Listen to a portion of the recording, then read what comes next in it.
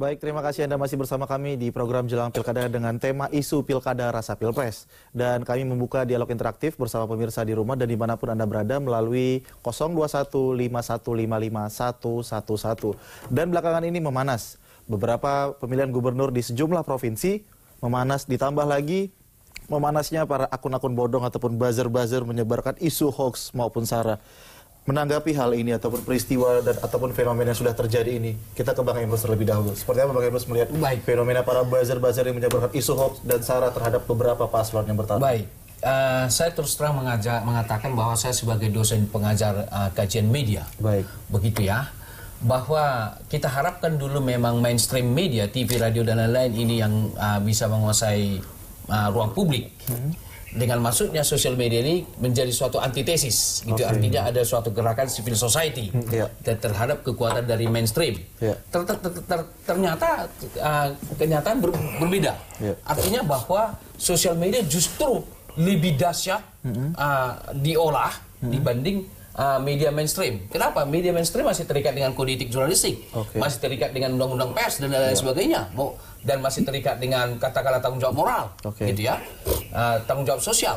Tapi sosial media termasuk yang bodong itu, mereka tidak, di satu sisi mereka tidak menguasai gatekeeping proses, mereka tidak menguasai kode etik jurnalistik, mereka tidak tahu tentang katakanlah bagaimana membuat berita yang baik, begitu, cover site dan lain sebagainya.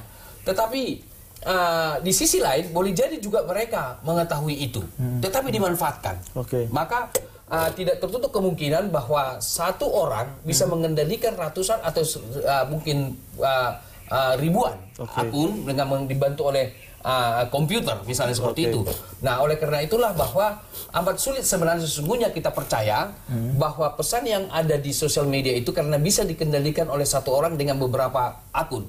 Tetapi karena proses komunikasinya adalah proses dialogis, dialektika, seolah-olah berdialektika antara satu dan yang lain.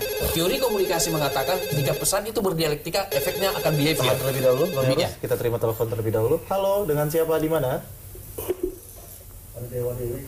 Halo. Halo. Iya, dengan siapa Pak? Di mana? Selamat di Wonosobo. Ya, silakan Pak. Halo. Iya, silakan Pak dengan pertanyaannya. Selamat di Wonosobo. Iya, Pak Selamat. Ya, itu benar juga itu Pak Prabowo. Iya. Iya, itu kalau Pak Prabowo mulai kampanye memang benar harus itu. Karena Prabowo kan bukan incumbent ya. Baik. Silakan Pak dengan pertanyaannya, Pak Selamat. Kalau Pak Jokowi sementara kan setiap hari hampir kampanye toh. Ya, pertanyaan saya ya seharusnya kampanye itu harus didukung, jangan diperdebatkan, biar masyarakat tahu gitu. Sudah Pak Selamat? Itu saja pertanyaannya? Ya, baik, terima kasih Pak Selamat. Ya, kita lanjutkan kembali Bang Emrus sekaligus menanggapi dari penelpon kita tadi dari Wonosobo. Oleh karena itulah bahwa kita harapkan sosial media menjadi antitesis, ternyata tidak. Artinya ada buzzer-buzzer yang dimanfaatkan oleh kekuatan-kekuatan tertentu.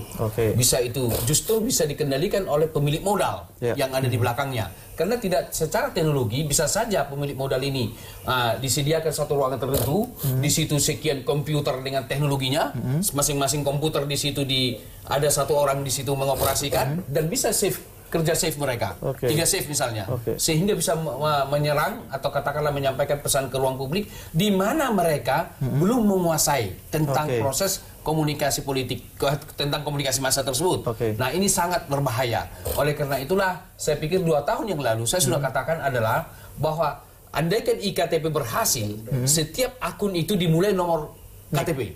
Jadi ada tanggung jawab, bebas boleh, tetapi ketika melanggar peraturan melalui proses peradilan sesuai dengan nomor KTP tersebut. Nah, ini suatu hal yang baik kita lakukan. Baru kedua, kalau boleh saya menyarankan, andaikan nanti menjelang pemilu Pilpres atau Pileg nanti atau utamanya Pilpres, ketika anggaplah dengan asumsi pasangan Jokowi dengan Prabowo misalnya pasangannya, bisa saja 3 ya. Andaikan diserang secara negatif Prabowo, Jokowi yang maju ke depan. Ketika Jokowi diserang secara negatif, oleh buzzer-buzzer Prabowo yang maju ke depan. Oke. Dan kemudian mereka bisa nggak maju bersama-sama sekali seminggu menunjukkan kepada rakyat. Jadi jangan ada misalnya ketika diserang yang merasa diuntungkan terjadi pembiaran. Pembiaran tidak baik. Nah kalau itu terjadi maka para buzzer ini akan tidak punya pengaruh karena orang yang didukung itu akan maju ke depan mengatakan saya akan tolak, saya tidak akan mau menang dengan cara-cara seperti ini. Seperti itu. Kalau itu dilakukan saya kira bagus sekali. Baik, Bang Emrus. Ya, Mas Fadli Ramadhani tadi menanggapi penelpon kita, Pak Slamet dari Wonosobo. Iya, kalau kampanye Pilpres kan masih jauh ya. Masih jauh, calonnya saja kan belum ada. Nah, makanya kalau tadi dikatakan ya silakan boleh melakukan kampanye, ya menurut saya calon presidennya kan belum ada. Baru nanti pendaftaran itu 4 sampai 10 Agustus. Dan setelah itu ada verifikasi dan lain-lain. Kalau memang ada tokoh partai politik, ketua umum partai politik yang datang verifikasi ke masyarakat dan lain-lain, ya itu memang bagian dari upaya untuk memperkenalkan diri. Dan kalaupun termasuk tadi Presiden Jokowi dikatakan tiap hari berkampanye, ya itulah kondisi yang dialami oleh petahana. Dia bisa kemana-mana karena dia menjalankan tugas dan perannya sebagai kepala pemerintahan. Nah, makanya pada titik ini menurut saya peran penegak hukum menjadi sangat penting. Nah, kalau kemudian memang ada indikasi pelanggaran terkait dengan kampanye di luar jadwal, dan itu kan baru bisa dijatuhkan kepada partai politik. Karena partai politik peserta pemilu yang sudah ada dengan nomor urutnya, dan tapi belum boleh berkampanye, baru boleh kampanye itu nanti bersama dengan kampanye pemilihan presiden. Nah, kalau memang sudah ada melakukan kampanye di masa jeda sebelum dimulainya tahapan kampanye, itu peran penegak hukum harus harus maksimal untuk menindak itu menurut saya. Nah, itu berlaku secara universal pada semua peserta pemilu.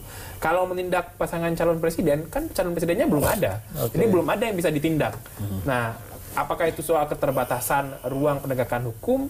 Ya tidak bisa juga dikatakan seperti itu karena memang penindakan terhadap kampanye itu ya harus boleh dilakukan kepada pasangan calon. Nah, ini ruang-ruang ini yang menurut saya harus betul-betul dilihat oleh pengawas pemilu, termasuk juga kepolisian dan kejaksaan sebagai bagian dari aparatur penegakan hukum pemilu. Iya. Baik, jadi, Mas Riza. Ya, jadi memang kan kalau kita mengacu pada aturan, betul tadi Mas Fadli semua sudah diatur, kampanye, sosialisasi ya. Memang ini konsekuensi yang menguntungkan bagi incumbent. Tadi Mas Slamet itu kan penyampaiannya intinya kan, ya Pak Jokowi kan tiap hari kampanye gitu loh. Oleh Pak Prabowo kan kapan kesempatan kampanye. Ini memang bagian dari konsekuensi incumbent ya. Apakah di pilkada, di pilpres, ya incumbent itu ya tiap hari di media. Bahkan dibiayai oleh negara itu secara tidak langsung kan.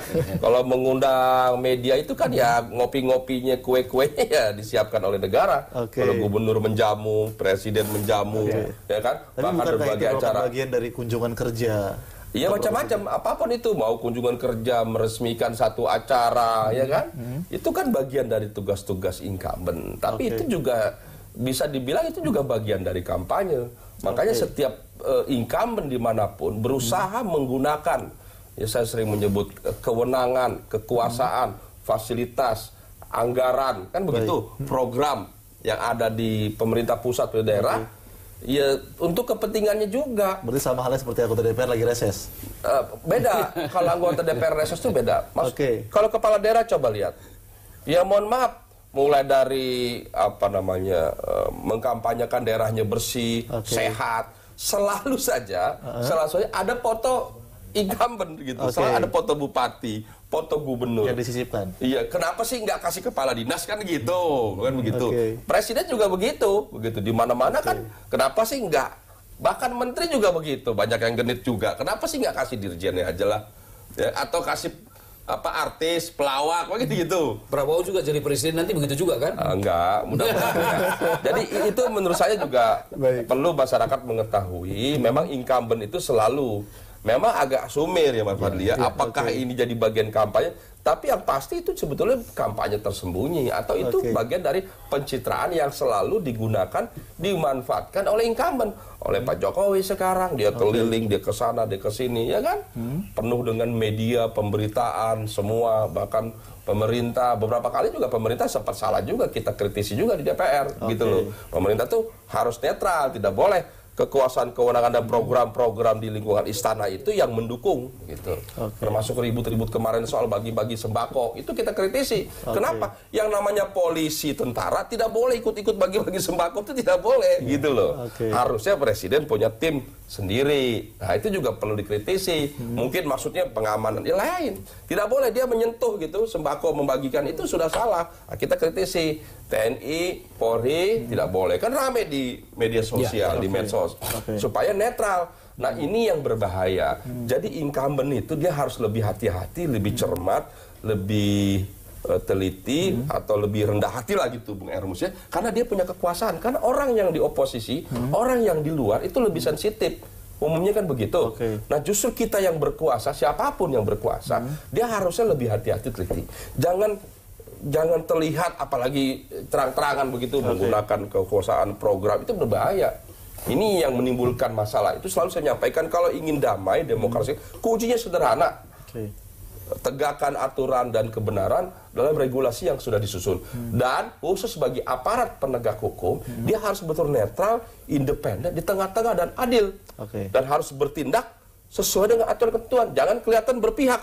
Nanti orang marah. Nah kalau ada aparat hukum yang berpihak, ini menjadi masalah besar. Dan kita berharap dalam Pilkada 2018 dan Pilpres dan Pemilu 2019, aparat, apalagi penyelenggara bisa netral, independen, sehingga masyarakat tidak bisa menyalahkan. Nah, justru keteladanan itu harus dimulai dari penyelenggara dan aparat hukum. Baik, terima kasih Mas Riza. Ya pemirsa, jangan kemana-mana, tetaplah bersama kami di Jelang Pilkada.